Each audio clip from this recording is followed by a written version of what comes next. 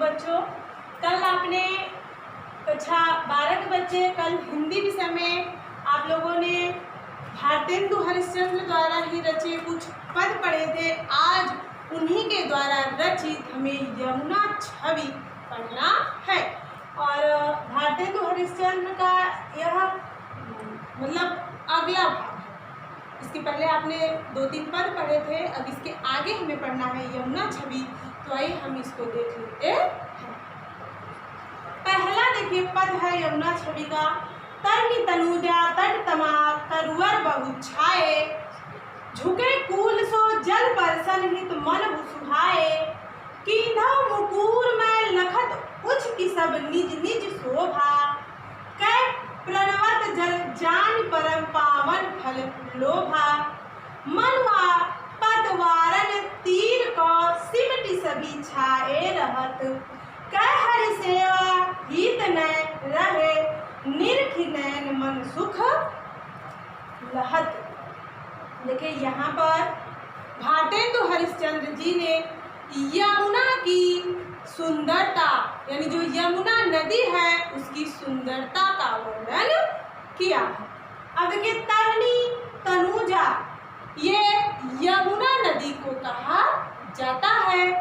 देखिए तनुजा माने होता है पुत्री और तरनी कहा जाता है सूर्य को, यानी सूर्य की पुत्री यमुना नदी। देखिए तरनी तनुजा तट तमाल तरुवर बहु छाए, यानी यमुना नदी के तट पर तमाल नामक तरुवर माने होता है वृक्ष और बहु माने होता है बहुत या अधिक, यानी यमुना नदी के तट पर तमाल नामक वृक्ष बहुतायत रूप में छाए हुए हैं। झुके कूल सो जल परसन हित मनहु सुहाए, परसन माने होता है स्पर्श करना, यानी वह जल को स्पर्श करने के लिए झुके हुए हैं।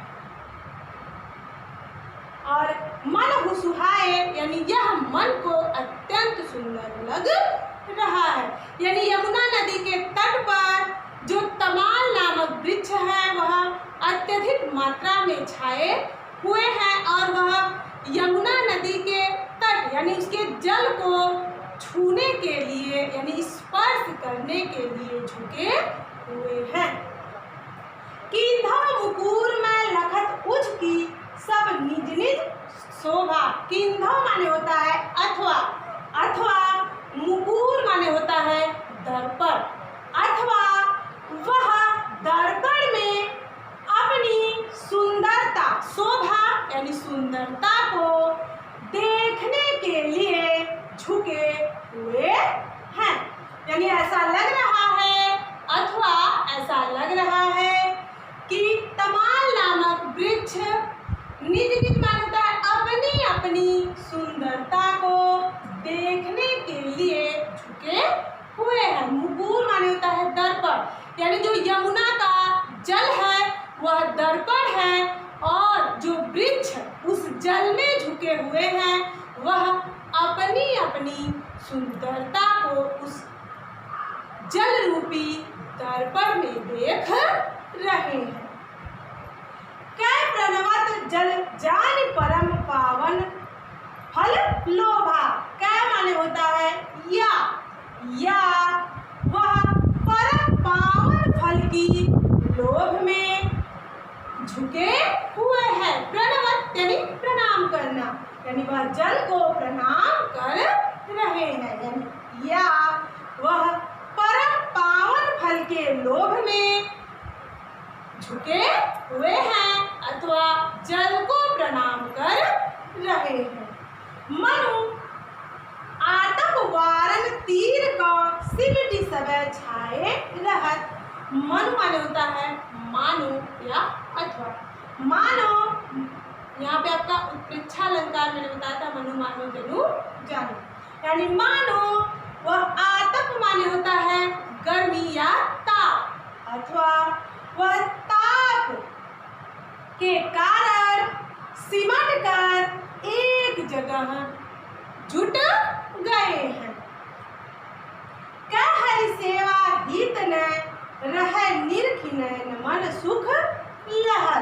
अथवा हरि माने श्री कृष्ण की वह सेवा के लिए झुके हुए हैं। यह देखकर नैन यानी आंखें और मन सुख का अनुभव कर रहे हैं। यहाँ पर हरि यानी श्री कृष्ण जी इसलिए क्योंकि यमुना के जल में श्री कृष्ण जी, जब आप जानते हैं कि वह जब एक बार गेंद खेल रहे थे तो उनकी गेंद यमुना नदी के जल में चली जाती है और वह उस गेंद को जब लाने के लिए जाते हैं तो वह शेषनाग के फन पर आते हैं उदय होकर। तो इसलिए यानी यहाँ पे हरि यानी श्री कृष्ण यानी यमुना नदी जो है वह श्री कृष्ण को बहुत प्रिय है, यानी इसलिए वह श्री कृष्ण की सेवा के लिए झुके हुए हैं और यह निरखी यानी देखकर मन और आंखें सुख का अनुभव कर रही हैं।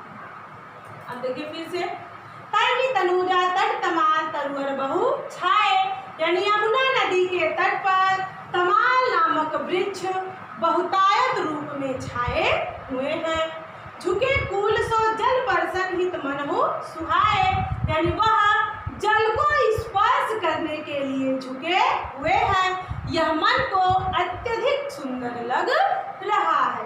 किंधा मुकुर में लखत उच की सब निज निज शोभा, अथवा वह दर्पण में अपनी अपनी सुंदरता को देख रहे हैं। यानी जो यमुना का जल है वह दर्पण है और जो वृक्ष झुके हुए हैं उस जल में अपनी सुंदरता को देख रहे हैं। कै प्रणवत जल जानि परम पावन फल लोभा, या वह जल को प्रणाम करने के लिए झुके हुए हैं। किस लिए? परम पावन फल के लोभ में। मन वातप वारन तीर को सिमटी सबे छाए रहत, मानो वह गर्मी से सिमट कर एक जगह इकट्ठा हो गए हैं। क्या हरि सेवा हित न रहे निरखिन मन सुख लहत, यानी या वह हरि यानी श्री कृष्ण जी यमुना नदी के तट पर ही कदम के वृक्ष पर बैठकर बांसुरी बजाते थे।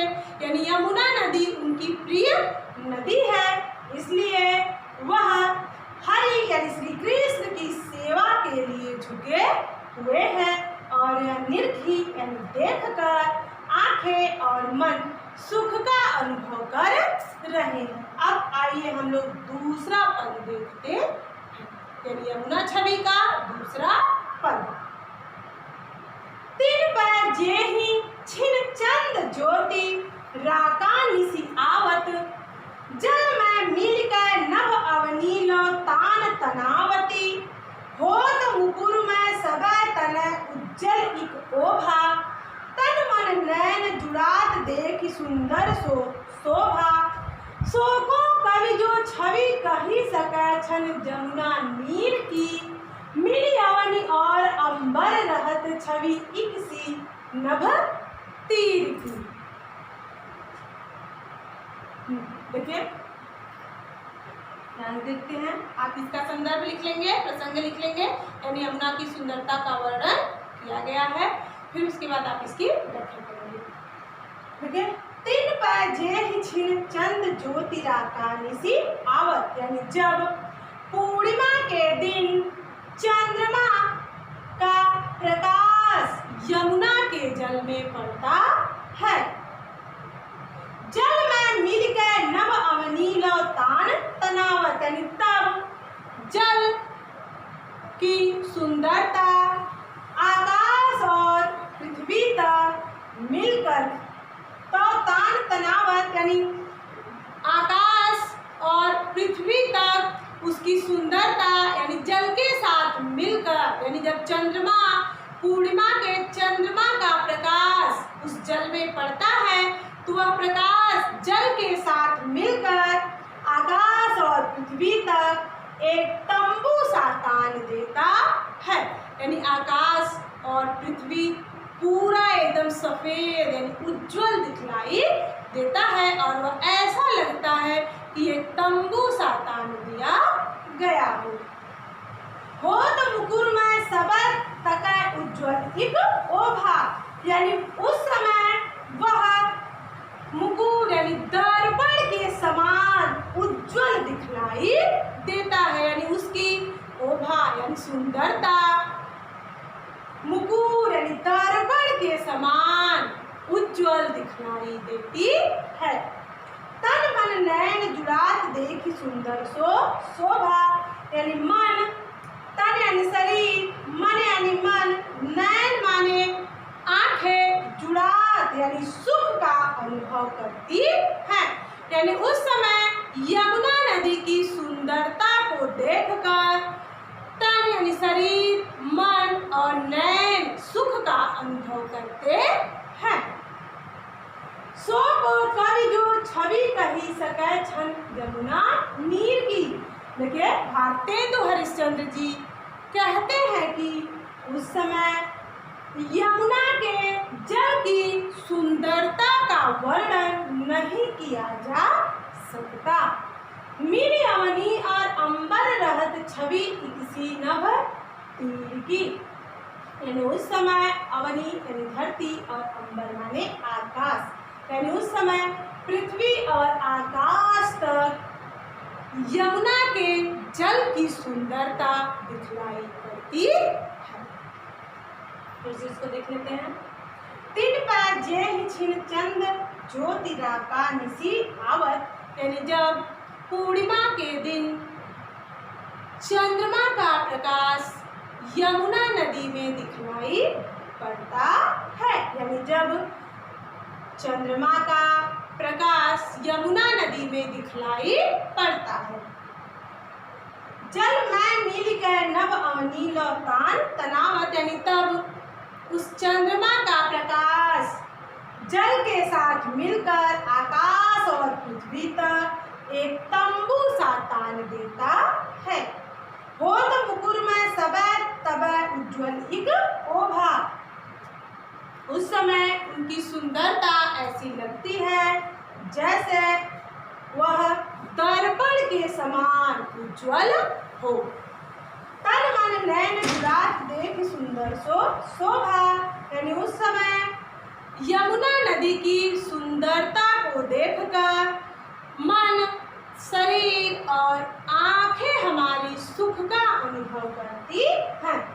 सो को कवि जो छवि कही सकै छन यमुना नीर की, यानी हरिश्चंद्र कवि कहते हैं कि उस समय यमुना के जल की सुंदरता का वर्णन नहीं किया जा सकता। मिल अवनी और अंबर रहत छवि इकसी नभ तीर की, यानी उस समय आकाश और पृथ्वी तक यमुना नदी की सुंदरता दिखलाई पड़ती। अब आइए देखते हैं यमुना छवि का तीसरा पद।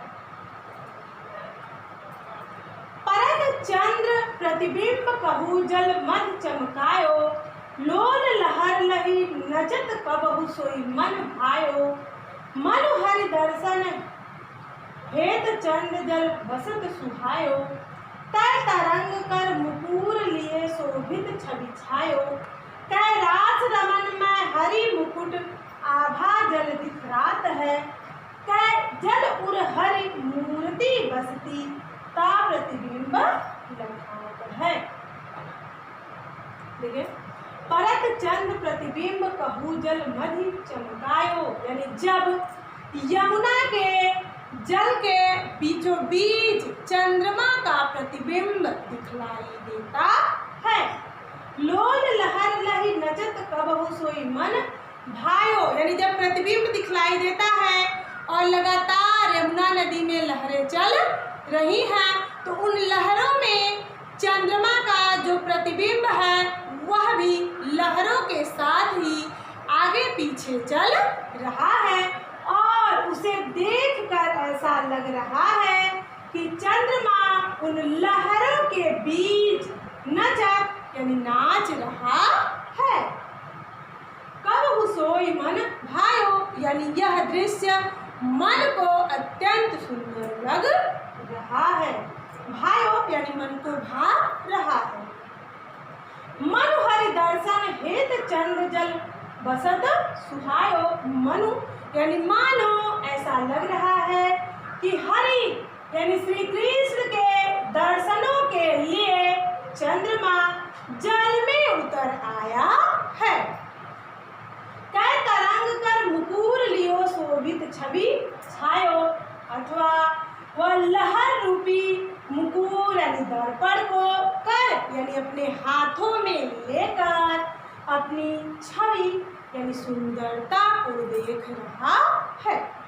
कैलाश रमन में हरि मुकुट आभा जल दिखरात है, अथवा उस चंद्रमा को यानी यमुना नदी के जल में चंद्रमा के प्रतिबिंब को देखकर ऐसा लग रहा है कि रास लीला करते हुए श्री कृष्ण के मुकुट की आभा उसमें दिखलाई दे रही है।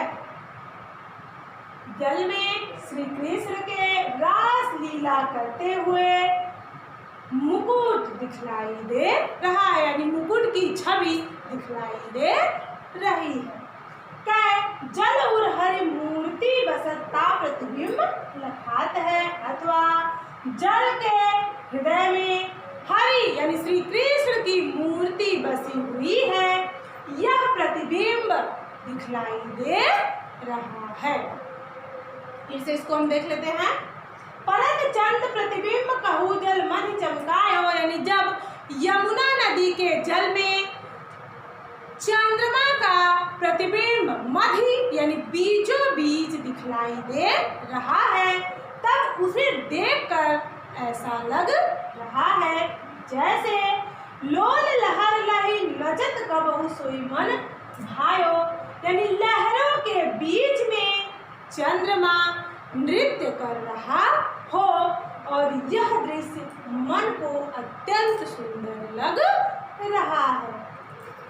मनु हरि दर्शन हेत चंद्र जल परसन झुकाए।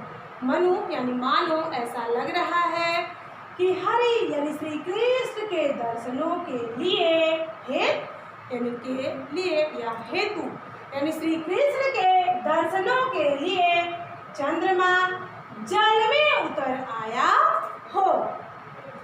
कै तरंग कर मुकुर लिए शोभित छवि छायो, अथवा लहरों रूपी दर्पण में को चंद्रमा कर यानी अपने हाथों में लेकर अपनी छवि यानी सुंदरता को देख रहा है, यानी जो लहरें हैं वह दर्पण है और उस लहरों को चंद्रमा अपने हाथों में लेकर अपनी सुंदरता को देख रहा है।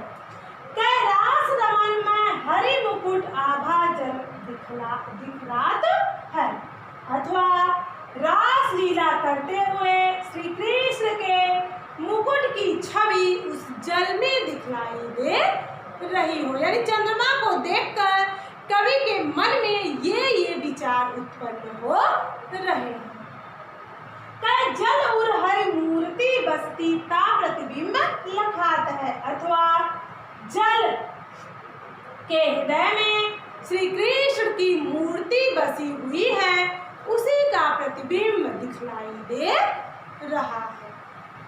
ये था आपका भारतेंदु हरिश्चंद्र द्वारा रचित यमुना छवि के कुछ पद, और बाकी का पद फिर अगले भाग में।